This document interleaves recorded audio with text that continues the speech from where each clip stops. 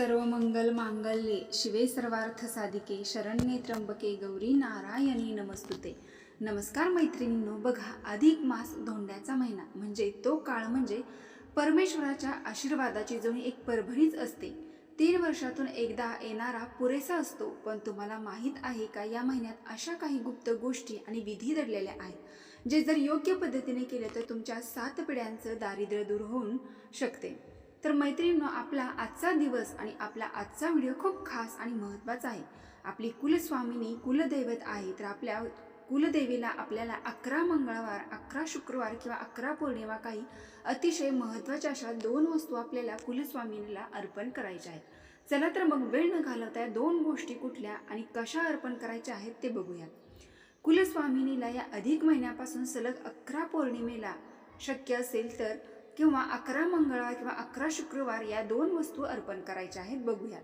बघा, आपली प्रत्येक घराण्याची कुलदेवी असते, कुळाचा उद्धार करणारी कुलस्वामिनी असते, वंशवृद्धी करणारी असल्यामुळे प्रत्येकाने रोज आपल्या कुलदेवीचा देवघरामध्ये टाक असेल, मूर्ती असेल, फोटो असेल तर त्या फोटोची किंवा टाकाची नित्य नियमाने पूजा करावी। त्यांनी आपल्या परिवारावरती आणि कुटुंबावरती खुश राहून आपले व आपल्या परिवाराचे रक्षण करते, आपल्यावरती आपल्या परिवारावरती खुश राहते। त्या कुलदेवतेच्या नित्य सेवेने सर्व प्रकारची सुखसंपत्ती मिळते, आयुष्यात देखील वृद्धी होते। पण जर तुमच्या हातून असा कुलदेवतेची सेवा घडत नसेल तर अनेक अडचणींचा सामना, समस्यांचा सामना देखील तुम्हाला करावा लागू शकतो।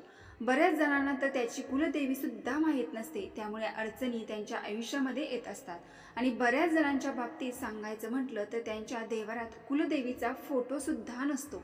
आपल्या कुलदेवीचा कृपा आशीर्वाद आपल्या घरावरती, कुटुंबावरती यामुळे राहत नाही, म्हणून आपल्याला या समस्यांचा सामना करावा लागतो। तर आजच्या व्हिडिओमध्ये आपण एक अतिशय प्रभावी सेवा पाहणार आहोत। या सेवेमुळे तुम्हाला कुलदेवतेचा आशीर्वाद नक्की प्राप्त होईल आणि तुमची कठीणातील कठीण इच्छा पूर्ण होईल। या सेवेमध्ये तुम्हाला फक्त आणि फक्त 11 मंगळवार किंवा 11 पौर्णिमेला म्हणजे अधिक मासातील पौर्णिमेपासून कुलदेवाला ही एक वस्तू अर्पण करायची आहे। तर ही वस्तू कोणती आहे, त्यानंतर वस्तूचं तुम्हाला काय करायचं आहे, अशी सर्व माहिती आपण आजच्या व्हिडिओमध्ये पाहणार आहोत। त्यामुळे तुम्ही हा व्हिडिओ शेवटपर्यंत नक्की पहा। चॅनलवरती नवीन असाल तर सबस्क्राईब करा आणि व्हिडिओला एक लाईक करून कमेंट बॉक्समध्ये तुमच्या कुलदेवतेचा कृपा आशीर्वाद तुमच्यावरती आणि तुमच्या कुटुंबावरती सदैव राहावा असे वाटत असेल तर तुमच्या कुलदेवतेचे नाव नक्की लिहा। तर बघा, आता कुलदेवीची सेवा करण्यासाठी आपल्याला देवघरामध्ये कुलदेवतेचा फोटो किंवा मूर्ती असणे आवश्यक आहे। तो नसेल तर तुम्हाला तो आणून आपल्या देवघरामध्ये स्थापन करायचा आहे। कुलदेवी माहीत नसेल तर तुम्ही तुमच्या वरिष्ठ मंडळींकडून तुम्हाला माहिती करून घ्यायची आहे। त्यानंतर तुम्हाला देवीच्या सेवेला सुरुवात करायची आहे। पण तुमच्या घराच्या देखील आत माहिती नसेल की आपली कुलदेवी कोणती आहे, आपलं कुलदैवत काय आहे, याविषयी काही जर माहिती नसेल तर त्यांनी कोणत्याही देवीची उपासना करायची आहे। मंत्राचा रोज 108 वेळा आपल्याला जप करायचा आहे। या उपायामुळे सुद्धा तुम्हाला तुमची कुलदेवी कोणती आहे याविषयी माहिती मिळेल। तुम्हाला स्वप्नामध्ये एखादा दृष्टांत मिळेल किंवा तुम्हाला एखादं स्वप्न पडेल, स्वप्नामध्ये तुम्हाला काही ना काही आपल्या कुलदेवतेचा संकेत आपली कुलदेवी आपल्याला देत असते, किंवा तुमच्या जवळची एखादी व्यक्ती तुम्हाला तुमच्या कुलदेवीविषयी माहिती सांगेल, असा अनेक भक्तांचा अनुभव आहे। आपल्या घराण्याची जी ही कुलदेवी असते तिची सेवा आपण करतो त्यावेळेस आपल्या मुलामुलींचे शिक्षण, करिअर, शेतीत यश योग्य प्रकारे होऊन त्यांचा विवाह योग उत्तमरित्या घडवून आणण्याचे कार्य आपली कुलदेवी करत असते। किंवा बरेच दिवस लग्नाला झाले आणि तुम्हाला अजूनही संतान प्राप्त नसेल किंवा पहिलं मूल आहे, दुसरं मूल होण्यासाठी प्रॉब्लेम येत असतील तर ही सेवा अतिशय उत्तम आहे। यासोबतच परिवाराचे आरोग्य उत्तम होऊन बाहेरची करणी नजर, दोष, नजरबाधा यापासून आपल्या कुटुंबाचे रक्षण करते आणि सगळ्यात महत्त्वाचे म्हणजे आपले सर्व प्रकारे उन्नती करून आर्थिक बाजू भक्कम होते। त्यामुळे ज्यांना आपली कुलदेवी माहीत आहे त्यांनी या अधिक महिन्यामध्ये पौर्णिमेपासून सलग 11 पौर्णिमा किंवा शुक्रवार, मंगळवार हा उपाय करून बघा। तुमच्या कुटुंबामध्ये अनेक प्रकारे चांगले अनुभव येऊन मुलांच्या नोकरीमध्ये यश येऊन त्यांचा विवाह योग तयार, त्या इच्छित कार्यासाठी आणि सगळ्यात महत्त्वाचे म्हणजे आर्थिक भरभराटीसाठी देखील तुम्ही सेवा करू शकता। त्यानंतर पहा, जी ही वस्तू आहे ती कुलदेवतेच्या वाराप्रमाणे करायची असते. तर तुमची कुलदेवी ही तुळजापूरची तुळजाभवानी असेल तर तिचा वार आहे मंगळवार. तुम्हाला मंगळवार शक्य नसेल तर पौर्णिमेपासून सुरुवात करू शकता. तर सगळ्यात आधी जर तुम्ही तुमच्या कुलदेवतेचा वार माहिती करून घ्यायचा आहे. जसं की 3.5 शक्तिपीठ आहे, ज्यामध्ये तुळजापूरची तुळजाभवानी आहे, त्यानंतर देवी सप्तशृंगी आहे. तुळजापूरची तुळजाभवानी आई असेल तर सप्तशृंगी देवी असेल किंवा माहूरची रेणुका माता देवी असेल, त्यांचा वार जो आहे तर तो मंगळवार आहे. आणि पौर्णिमा ही तर अत्यंत पुण्यमय आणि पवित्र दिवस आहे. आणि कोल्हापूरच्या महालक्ष्मी देवी आईचा वार आहे तो म्हणजे शुक्रवार. तर तुमची ही जी देवी असेल कुलदेवी, तुम्हाला ही सेवा करायची आहे. या 3.5 शक्तिपीठा व्यतिरिक्त तुमची दुसरी कोणती देवी असेल तर तुम्ही तिच्या वाराप्रमाणे ही सेवा करू शकता. मंगळवार, शुक्रवार आणि पौर्णिमा हे 2 वार देवीचे असतात. ते अत्यंत शुभ मानले जातात. त्यामुळे तुमच्या देवीच्या वाराप्रमाणे 11 मंगळवार किंवा 11 शुक्रवार किंवा 11 पौर्णिमा तुम्हाला ही सेवा सुरू करायची आहे. तर त्या दिवशी तुम्हाला ज्या सेवेला सुरुवात करणार आहात, पहिल्या मंगळवार जो आहे तर त्या दिवशी पहाटे लवकर उठायचं आहे. उठल्यानंतर घराची, अंगणाची स्वच्छता करून घ्यायची आहे. त्यानंतर अंघोळ करायची आहे. आणि 11 मंगळवार, 11 शुक्रवार आणि पौर्णिमा तुम्हाला उंबरठ्यावरती जे उंबरठा हळदीचे लेपन करायचं आहे. त्यानंतर सगळ्यात आधी तुम्हाला देवपूजा करायची आहे. देवपूजा करून झाल्यानंतर त्या सेवेसाठी तुम्हाला संकल्प करायचा आहे. संकल्पमुळे आपण या सेवेशी जोडले जातो, म्हणजे बांधले जातो आणि ती सेवा आपल्याकडून करून घेतली जाते. त्यानंतर आता शुद्ध गाईच्या तुपाचा एक दिवा लावायचा आहे. कारण कोणतीही सेवा ही अग्निदेवतेच्या साक्षीने केल्याने ती भगवंतापर्यंत लवकर पोहोचते. त्यामुळे आपल्याला सर्वात प्रथम दिवा प्रज्वलित करून घ्यायचा आहे, धूप लावायचा आहे. तुपाचा दिवा लावणे शक्य नसेल तर तुम्ही तिळाच्या तेलाचा दिवा आई भगवतीसाठी लावू शकता. किंवा देवघरामध्ये जो दिवा लावता आपण तो दिवा साध्या तेलाचा असेल तर ते देखील चालणार आहे. कुठलीही सेवा मनापासून केली, अंतःकरणापासून केली तर ती भगवंतापर्यंत नक्कीच पोहोचते. तर तुम्ही ही सेवा करू शकता.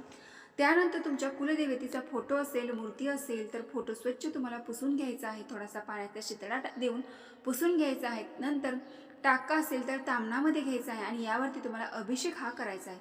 अभिषेक करण्यासाठी तुम्ही पाण्याचा, पंचामृताचा किंवा कच्च्या दुधाचा 5 वेळा पाण्याने अभिषेक करा. त्यानंतर परत आपल्याला स्वच्छ पाण्याने मूर्ती धुवून पुसून घ्यायची आहे. आणि हे पाणी जे आहे तर ते तीर्थ समान आपल्याला सर्वांना प्रसाद म्हणून प्यायचा आहे. घरातील बाहेरच्या व्यक्तीला हा प्रसाद म्हणून देऊ नका. त्यानंतर आपल्याला हा देवीचा टाक किंवा फोटो आपल्या देवघरामध्ये एक आसन ठेवून तिथे ठेवायचा आहे. आता सगळ्यात पहिली सेवा आहे ते म्हणजे कुंकुमार्चन. सगळ्यात अगोदर आपल्याला आपल्या कुलस्वामिनीला कुंकुमार्चन करायचं आहे. तर कुंकुमार्चन करताना आपल्याला 11 वेळा, 16 वेळा किंवा 108 वेळा कुंकुमार्चन करायचं आहे. कुंकुमार्चन करताना देवीच्या चरणापासून मस्तकापर्यंत कुंकुमार्चन करायचं आहे. जर तुम्हाला 108 वेळा कुंकुमार्चन करणे शक्य नसेल तर 11 वेळा किंवा 16 वेळा आवर्जून करावे. हे कुंकुमार्चन करत असताना तुम्हाला 99 मंत्राचा जप करायचा आहे. 99 मंत्र असा आहे: ओम ऐं ह्रीं क्लीं चामुंडाय विच्चे. सतत मुखामध्ये हा मंत्र ठेवायचा आहे. त्यानंतर संध्याकाळी हे कुंकू तुम्हाला एका डबीमध्ये काढून घ्यायचं आहे आणि येणाऱ्या प्रत्येक मंगळवारी किंवा पौर्णिमेला हेच कुंकू आपल्याला आपल्या कुलस्वामिनीवर, देवीवर कुंकुमार्चन करण्यासाठी वापरायचं आहे. वारंवार त्याच कुंकावरती सेवा जास्त केल्याने जास्त प्रभावी आणि शक्तिशाली ठरते. आणि जेव्हा तुम्ही तुमच्या घरातून महत्त्वाच्या कामासाठी बाहेर जाता तेव्हा तुम्हाला हा कुंकवाचा टिळा लावायचा आहे. तर तुम्ही ज्या कुठल्या महत्त्वाच्या कामासाठी जाणार आहात तर ते 100% तुमचे काम पूर्ण झालेले असेल, एवढी शक्ती त्या कुंकामध्ये असते. त्यानंतर तुम्हाला ज्या आई भगवतीला, कुलस्वामिनीला 2 वस्तू अर्पण करायच्या आहेत ते मी तुम्हाला सांगते. तर काय करायचं आहे, प्रथम आपल्याला कुलस्वामिनीची विधिवत पूजा करून घ्यायची आहे. फूल, धूप, दीप, अगरबत्ती, कुंकू अर्पण करून घ्यायचं आहे. त्यानंतर आपल्याला आईला, कुलस्वामीला एक गजरा अर्पण करायचा आहे. तर गजरा अर्पण करताना जो पहिल्या मंगळवारी, शुक्रवारी, पौर्णिमेला जो गजरा अर्पण केला तोच गजरा तुम्हाला 11 मंगळवार, शुक्रवार, पौर्णिमेला अर्पण करायचा आहे. तर त्यामध्ये शेवंतीच्या फुलाला अनन्यसाधारण महत्त्व आहे. जर शक्य असेल तर तुम्ही त्याच फुलांचा गजरा अर्पण करू शकता. नसेल शक्य तर तुम्ही कुठल्याही फुलांचा गजरा आई भगवतीला अर्पण करू शकता. त्यानंतर सगळ्यात महत्त्वाची गोष्ट म्हणजे आई भगवतीला तुम्हाला 2 विड्याची पाने, त्याच्यावरती एक विलायची, एक लवंग, एक फुलाची पाकळी म्हणजे लाल गुलाबाच्या फळाची पाकळी, एक सुपारी, थोडेसे तांदूळ हे आवर्जून तुम्हाला अर्पण करायचे आहे. आणि मनापासून प्रार्थना करायची आहे. प्रार्थना करून झाल्यानंतर प्रथम तुम्हाला 108 वेळा किंवा 11 वेळा 99 मंत्राचा जप करायचा आहे. तर तुम्हाला वरती 99 मंत्र सांगितलेला आहे.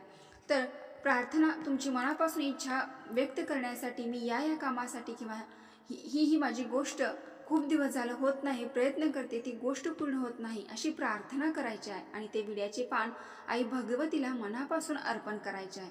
हेच पान तुम्हाला सलग 11 पौर्णिमेला सुद्धा ठेवायचं आहे. त्यातील फक्त पान जे आहे ते तुम्हाला प्रत्येक पौर्णिमेला मंगळवारी उपाय करताना, सेवा करताना फक्त ते पान बदलायचं आहे. बाकीचे तेच साहित्य तुम्हाला वापरायचं आहे.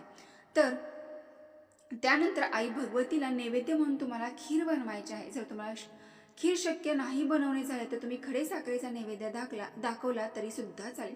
परंतु ज्या पहिल्या मंगळवारी पौर्णिमेला नैवेद्य दाखवलेला आहे तोच नैवेद्य तुम्हाला 11 मंगळवारी पौर्णिमेला दाखवायचा आहे. असं नाही की पहिल्या मंगळवारी खीर दाखवली, दुसऱ्या मंगळवारी खडी साखर दाखवली, असं चालणार नाही. तर तुम्हाला 11 मंगळवारी किंवा तुम्ही 11 पौर्णिमेला हा उपाय करणार असेल तर 11 पौर्णिमेला, 11 शुक्रवार उपाय करणार असेल 11 शुक्रवारी तुम्हाला हाच नैवेद्य दाखवायचा आहे. त्यानंतर घरच्या संपूर्ण कुटुंबाला यश, सुख, समृद्धी प्राप्त व्हावी म्हणून प्रार्थना करायची आहे. यामध्ये तुम्ही उपवास केला तरी अतिउत्तम, नाही तुम्हाला उपवास जमत तर तुम्ही फक्त एवढी सेवा जर केली तर अतिउत्तम. तर या अधिक महिन्यापासून तुम्ही नक्की करून बघा आणि आम्हाला नक्की आपल्या चॅनलवरती कमेंट बॉक्समध्ये तुमचा अनुभव सांगा. तर त्यानंतर शेवटच्या मंगळवारी तुम्हाला शक्य असेल तर तुमच्या कुलस्वामिनीला नक्की सहकुटुंबाने जाऊन दर्शन घ्या. नसेल शक्य तर तिथंच तुम्हाला संकल्प सोडायचा आहे आणि संकल्प सोडून झाल्यानंतर आई भगवतीला तुम्हाला मनापासून प्रार्थना करायची आहे की मी 11 पौर्णिमा, 11 मंगळवार अशी सेवा केली तर माझी ती इच्छा पूर्ण होऊ दे, लवकरात लवकर ती माझी इच्छा पूर्ण होऊ दे, अशी प्रार्थना करायची आहे. मला ह्या कारणामुळे मी तुझ्या मूळ ठिकाणी, मूळ शक्तिपीठावरती येऊ शकत नाही, तर मी घरच्या घरी सेवा केली आहे, तर ती माझी इच्छा नक्की पूर्ण कर. तर आई भगवती 2-3 महिन्यामध्ये तुमची ती इच्छा नक्की पूर्ण करेल. तुम्ही अनुभव नक्की घ्या. तर मैत्रिणी, अत्यंत महत्त्वपूर्ण माहिती मला तुमच्यापर्यंत पोहोचवायची होती. व्हिडिओ पूर्ण माहिती आवडली असेल तर आपल्या चॅनलला नक्की एक लाईक करून कमेंट बॉक्समध्ये ओम श्री कुलदेवताय नमः नक्की टाईप करा. धन्यवाद.